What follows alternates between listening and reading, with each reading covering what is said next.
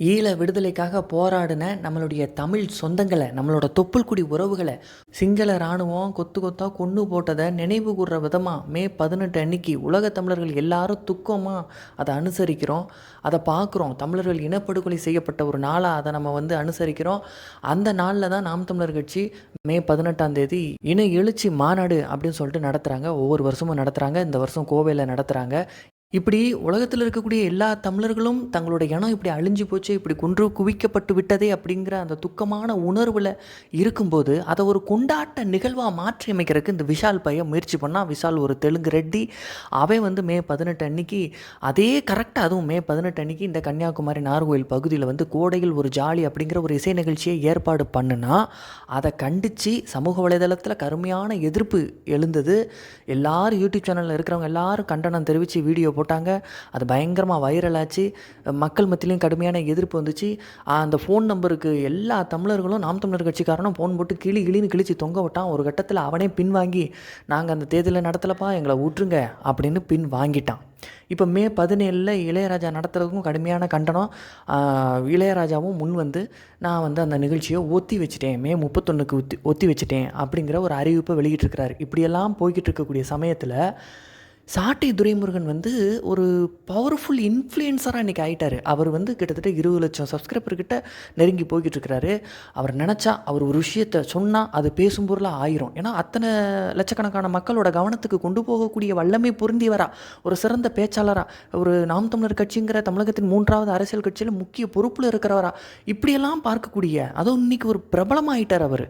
அப்படிப்பட்ட ஒரு நபர், அவர் எல்லாத்துக்கும் காணொளி போடுறவர். எந்த ஒரு நிகழ்வு, நாம் தமிழர் கட்சி குறித்த விஷயமா இருந்தாலும் சரி, வேறு அரசியல் கட்சி குறித்த விஷயமா இருந்தாலும் சரி, தமிழ்நாட்டில் நடக்கக்கூடிய விஷயமா இருந்தாலும் சரி, ஏன் இந்திய அரசியல், உலக அரசியல்லாம் இப்போ பேச ஆரம்பிச்சிட்டாரு.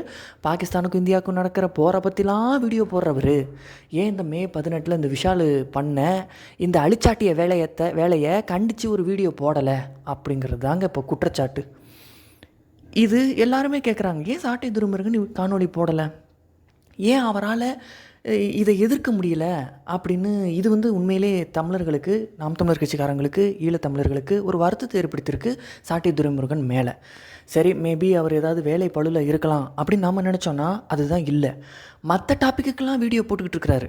அதே சமயங்களில் மற்ற யூடியூப் சேனல்ஸ்லாம், நாம் தமிழர் கட்சி சார்ந்த, தமிழ் தேசியம் சார்ந்த யூடியூப் சேனல்ஸ்லாம் இதை டார்கெட் பண்ணி வீடியோ போட்டுக்கிட்டு இருக்கிறாங்க. ஏன் விஷாலை கண்டிச்சு, விஜய் ஆண்டனியை கண்டிச்சு, ஏன் இளையராஜாவை கூட கண்டித்து வீடியோ போட்டுட்ருக்குறாங்க. மே மாதம் இந்த இந்த இனப்படுகொலை செய்யப்பட்ட அந்த வாரம் முழுவதுமே துக்கமாக தான் நம்ம பார்க்கணும்.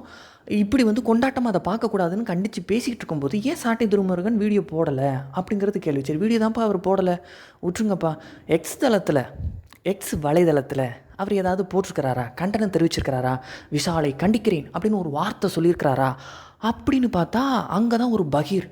போய் பார்த்தா ஒரு ட்விட் இல்லை. விஷாலை கண்டிச்சோ, இந்த மே 18 அன்னைக்கு இப்படி கொண்டாட்டம் கூடாதுன்னு சொல்லியோ ஒரு ட்விட்டு கூட அவர் போடலை. அப்போ இது உள்நோக்கம் சார்ந்ததாக பார்க்கப்படுது.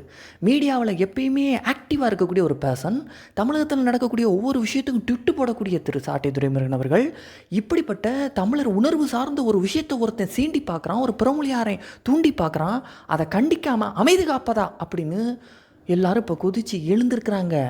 இப்போ நான் பேசி போட்ட வீடியோவில் கூட நிறையா பேர் ஏன் சாட்டை துரைமுருகன் வீடியோ போடலை அப்படின்னு கேட்குறாங்க. அப்போ அவங்களுக்கு நம்ம என்ன பதில் சொல்கிறது? பதில் சொல்ல முடியாது. நாமளும் அதே கேள்வியை தான் இப்போ நம்ம பொது வெளியில் நம்ம வைக்கிறோம். இப்போ இன்னொரு குற்றச்சாட்டும் வைக்கப்படுது. சாட்டை துரைமுருகன் வீடியோ போடலைங்க, விடுங்க. அவர் தான் சொல்லிட்டார்ல, நாம் தமிழர் கட்சிக்கும் எனக்கும் சம்மந்தம் கிடையாது, நான் நடத்துகிற யூடியூப் சேனலுக்கும், நாம் தமிழர் கட்சிக்கும் நான் நடத்துகிற யூடியூப் சேனலுக்கும் சம்மந்தம் கிடையாது. யூடியூப் சேனலுங்கிறது நான் ஒரு பொது ஊடகமாக மாற்றிட்டேன், நான் எல்லா கட்சி சார்ந்தும் இனிமேல் வீடியோ போடுவேன் அப்படிங்கிற மாதிரி தான் அவர் சொல்லிட்டார். ஆக்சுவலாக எல்லாருமே என்ன நினைக்கிறாங்கன்னா, அண்ணனே அதை தான் அறிவுறுத்துறாரு. அண்ணன் சீமானே, தம்பிகளா, டேய் நம்ம கட்சிக்கே பேசிக்கிட்டு வீடியோ போட்டுக்கிட்டு இருக்காம ஒரு பொது ஊடகமாக வாங்கடா, எங்கே குற்றம் நடந்தாலும் சரி, அது எங்கே தவறு நடந்தாலும் சரி, அதை சுட்டி காட்டி ஒரு அரசியல் விழிப்புணர்வு ஏற்படுத்துகிற மாதிரி காணொலிகளை போடுங்க. சும்மா தமிழ் தேசியம் இதுனே போட்டிங்கன்னா நம்ம பார்வையாளர்கள் மட்டுமே தான் பார்ப்பான். மற்ற சித்தாந்தம், இந்த திராவிட சித்தாந்தத்தில் ஊறி போய் கிடக்கிற தமிழையும் கூட நம்ம சித்தாந்தத்தை நோக்கி வரணும்னா நீ பொதுவான ஊடகம் அப்படிங்கிற மாதிரியான ஒரு வளர்ச்சியை நோக்கி போகணுன்னு அண்ணன் சீமானே அறிவுறுத்துறாரு. அதனால தான் சாட்டி திரும்பணும் அப்படி மாறினார். இப்போ உடனே விழி தமிழா அவருமே லட்சக்கணக்கில் சப்ஸ்கிரைபர்ஸ் வந்ததுக்கப்புறமா இப்போ அதன் மாதிரியான ஒரு பொது ஊடகமாக தன்னோட ஊடகத்தை கொண்டு போகிறதுக்கான ஒரு முயற்சியில் இருக்கிறாங்க. அது நல்ல விஷயந்தான், பாராட்டத்தக்க விஷயந்தான். அப்படி பொதுவான டாபிக்னு பார்த்துருந்தா கூட இந்த மே 18 விஷால் பண்ண இந்த விஷயத்த சாட்டி துரைமுருகன் கண்டிச்சிருக்கணும். சரி, அப்படி இல்லாட்டினாலும் ஒரு லாபகர நோக்கம், சரி இந்த டாபிக் இப்போ ட்ரெண்டாக போய்கிட்டுருக்கு சோசியல் மீடியாவில், நம்ம கட்சிக்காரன் எல்லோரும் பேசுகிறான், இப்போ நம்ம அதை பேசணுன்னா லட்சக்கணக்கில் வியூஸ் போகும், அதில் நமக்கு நல்ல வருமானம் வரும் அப்படின்னு கமர்ஷியலாக லாப நோக்கில் சிந்திச்சா கூட அதுக்கு போட்டிருக்கணும். இல்லை கொள்கை ரீதியாக சிந்திச்சா நம்மளுடைய தமிழர்களுக்கு இப்படி ஒரு பிரச்சனையா, தமிழ் உணர்வு அவன் சீன்றதா ஒரு புறமொழியாளரை அதை எப்படி நம்ம விட்டு கொடுக்குறது அப்படின்னு பார்த்துருந்தா கூட போட்டுக்கணும்.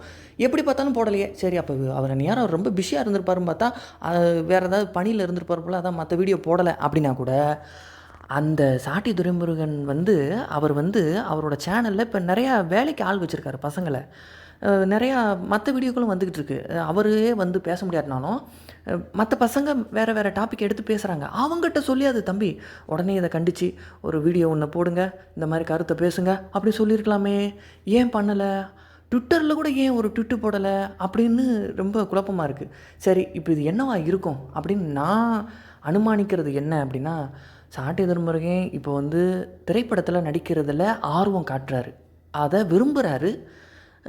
நிறையா நடிகர் நடிகைகளோட அவருக்கு தொடர்பு இருக்குது. அண்ணே இப்போ நிறையா சினிமா நிகழ்ச்சிகளுக்கெல்லாம் போகிறாரு, போய் அந்த திரைப்படங்களை பாராட்டி பேசுகிறாரு.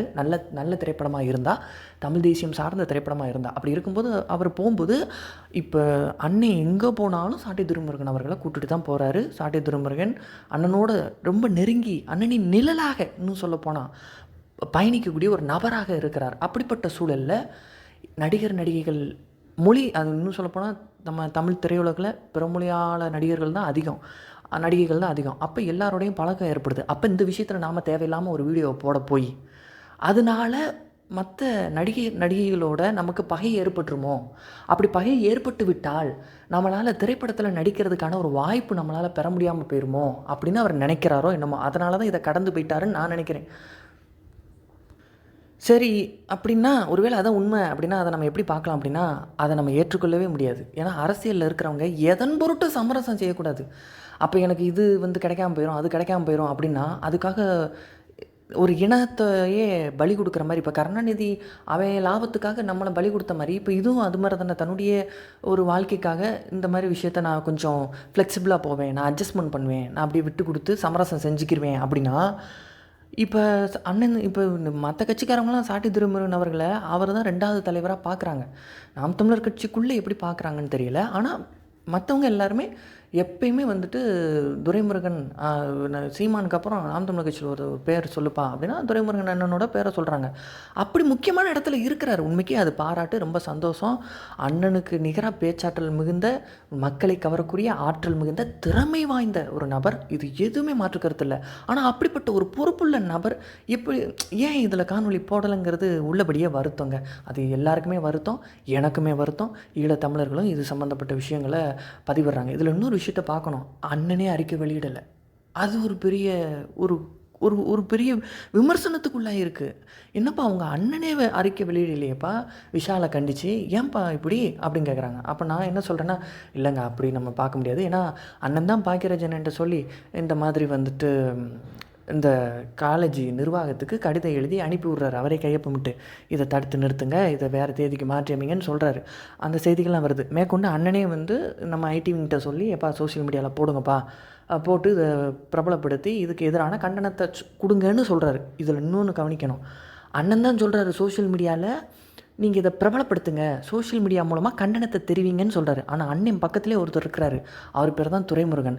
அவர் சோஷியல் மீடியாவில் நம்பர் 1 இருக்கிறாரு. அவர் ஏன் அதை பண்ணலை? அப்போ அண்ணன் சொல்கிறத தம்பி கேட்க மாட்டேங்கிறாரா அப்படிங்கிற மாதிரி நம்ம கேள்வி வருது. என்னப்பா இடுமாவனம் கார்த்திக்கு போடுறாரு வீடியோ, இதை கண்டித்து போடுறாரு, இது எப்படி ஏற்றுக்கொள்ள முடியும் அப்படின்னு அவரோட உணர்வை வெளிப்படுத்துகிறப்ப ஏன் சாட்டி துரைமுருகனால் வெளிப்படுத்த முடியலை? அத்தனை முன்னணி நிர்வாகிகளும், நாம் தமிழர் கட்சியினுடைய முன்னணி நிர்வாகிகளும் இதை கண்டித்து ட்விட்டரில் போடுறாங்க. வெண்ணிலா தாயுமானவன்லேருந்து, சுனந்தா தாமரைச்செல்வன்லேருந்து, இடும்பாவனம் கார்த்திக்லேருந்து, மற்ற பிற முன்னணி நாம் தமிழர் கட்சியின் பொறுப்பாளர்கள் அனைவரும் இதை அவர்களால் முடிந்த எதிர்ப்பை சோஷியல் மீடியாவில் காட்டும்போது, சோஷியல் மூலமாகவே தன் முகத்தை சமூக மக்களிடத்திலே பதித்து கொண்ட துரைமுருகன் ஏன் காட்டவில்லை? ஆனால் வேறு ஒரு கோணத்துலேயும் இதை பார்க்கலாம். இப்போ யூடியூப்பில் நம்ம தலைவரோட பேரை சொன்னாலே, நம்மளோட அந்த ஈழம் சம்மந்தப்பட்ட விஷயங்களை நம்ம பதிவு பண்ணாலே சேனலை முடக்கிடுறான். இப்போ நம்ம சேனலே பார்த்திங்கன்னா, இலக்கு டிவி 70,000 சப்ஸ்கிரைபர் வரைக்கும் போன அந்த சேனலு ஒரு 3 வருஷத்துக்கு முன்னாடி நம்ம இந்த மாதிரி இன எழுச்சி பொதுக்கூட்டத்தில் பதாகைகள் வச்சுருப்பாங்கள்ல, அந்த பதாகைகளை ஃபுல்லாக நான் எடுத்து போட்டேன். அதில் ஃபுல்லாக நம்ம வீரர்களோட புகைப்படங்கள் இருந்துச்சு. அந்த வீரர்களோட புகைப்படத்தை ஃபுல்லாக நான் காட்டிட்டேன், சோஷியல் மீடியாவில் காட்டிட்டேன். அப்படிங்கிறதுக்காகவே எனக்கு ஃபஸ்ட்டு ஒரு வார்னிங்காவது கொடுத்துருக்கலாம். இதை நீங்கள் எடுத்துருங்க, இது வைக்கக்கூடாதுன்னு ஏதாவது ஒரு வார்னிங்காவது கொடுத்துருக்கலாம். எடுத்த உடனே முடக்கிருச்சு சேனலே. இந்த மாதிரி உங்களுக்கு மானிட்டைசேஷனை ரத்து பண்ணுறோன்னு. நானும் எவ்வளவோ ரிவ்யூ கொடுத்து பார்த்தேன். இல்லை, நான் அதை நீக்கிறேன், நீங்கள் வேறு ஏதாவது பண்ணுங்கள், ட்ரை பண்ணுங்கள். வாய்ப்பே கிடையாதுன்ட்டாங்க. சரி, அதனால் என்னன்னு சொல்லிட்டு இப்போ நம்ம திரும்ப தொடர்ச்சியாக எப்படியாவது நம்ம பயணிக்கணும் அப்படின்னு சொல்லிட்டு இலக்கு டிவி அப்படியே இலக்கு மீடியாவை மாற்றி நம்ம வந்திருக்கிறோம். அதுக்கு அருமையான ஆதரவை கொடுத்துட்ருக்குறீங்க. என்னாலே நம்ப முடியல. நான் கடந்த 6-8 மாதமாக என்ன நினச்சேன்னா, அவ்வளோதான் முடிஞ்சு, இனிமேல் நம்ம வேறு வேலையை பார்த்துக்குறோம் அப்படி தான் நினச்சிருந்தேன். ஆனாலும் ஒரு சின்ன ஒரு ஆசை, திரும்ப நம்ம ட்ரை பண்ணி பார்க்கலாமேன்னு ட்ரை பண்ணேன். ஒரே மாதத்தில் 1000 சப்ஸ்கிரைபரை கொடுத்து சேனல் அப்ரூவலை கொடுத்து எனக்கு ஆதரவளித்த அத்தனை வியூவர்ஸ்க்கும் ரொம்ப மகிழ்ச்சி, ரொம்ப சந்தோஷம். உங்கள் எல்லாருக்கும் மனமார்ந்த நன்றி நான் தெரிவிச்சுக்கிறேன் இந்த நேரத்தில். அதனால் இப்போ சாட்டை திரும்பணும்னு அதே மாதிரி தானே கஷ்டப்பட்டு இந்த சேனலை உருவாக்கியிருப்பார். எவ்வளோ லட்சம் சப்ஸ்கிரைபர் கொண்டு வந்திருக்கிறாரு. அதனால் எங்கே இதை பற்றி ஏதாவது பேச போய் நமக்கு சேனலுக்கு எதுவும் பிரச்சனை வந்துருமோன்னு நினச்சாரோ தெரியல. சரி, அதையும் நம்ம பார்க்க தான் செய்யணும். இப்போ நம்ம சொன்ன காரணங்களில் எது உண்மையான காரணமாக இருக்கும் அப்படின்னு நீங்கள் நினைக்கிறீங்க அப்படிங்கிறத கமெண்ட்டில் சொல்லுங்கள். ஆனால் நான் ஒரு விஷயத்தில் ரொம்ப உறுதியாக இருக்கேன்னா நீங்களும் அப்படி உறுதியாக இருக்கணும்னு நான் நினைக்கிறேன். என்ன அப்படின்னா, நிறையா தடவை தமிழர்களாகிய நாம் ஒரு கயிறை பிடிச்சி மேலே வரலான்னு எந்தெந்த கயிறையோ பிடிச்சி அது கடைசி பார்த்தா இத்து போன கயிறாக இருந்து அந்த கீழே அதில் பாதாளத்தில் இப்போ உளுந்து கிடக்கிறோம். இப்போ திரும்ப கடைசியாக ஒரு கயிறு நமக்கு கிடச்சிருக்குது. அந்த கயிறை பிடிச்சி நம்ம ஏற போகிறோம். ஆனால் அந்த கயிறு உண்மையிலேயே ஸ்ட்ராங்காக இருக்கா? அது வலுவான கயிறு தானா? இது உண்மையிலேயே நம்மளை மேலே கொண்டு போய் சேர்க்குமா அப்படிங்கிறத உறுதிப்படுத்திட்டு செக் பண்ணி பார்த்துட்டு தான் அந்த கயிறை பிடிச்சி ஏறணும். வாங்கின அடி அப்படி. அதனால் கவனமாக இருக்கணும். நான் என்ன நினைக்கிறேன்னா, சும்மா நம்மளோட சேனலில் எல்லா சாதகத்தையும் அப்படியே பேசிட்டு, சும்மா அப்படியே உள்ள பாசிட்டிவை மட்டும் பேசிட்டு அப்படியே போகாமல் 2 கண் கொண்டு பார்க்கணும். இப்படியும் பார்க்கணும். நடக்கக்கூடிய சில விஷயங்களையும் அதை ஏற்றுக்கொள்ளணும். அதை மக்களுக்கு தெரியப்படுத்தணும். விழிப்புணர்வாக இருக்கணுங்கிறத அறிவுறுத்தணுங்கிறதுக்காக தான் இந்த காணொளி. தமிழர்கள் மிக மிக விழிப்புடன் இருக்க வேண்டிய காலம் இது. நன்றி, வணக்கம்.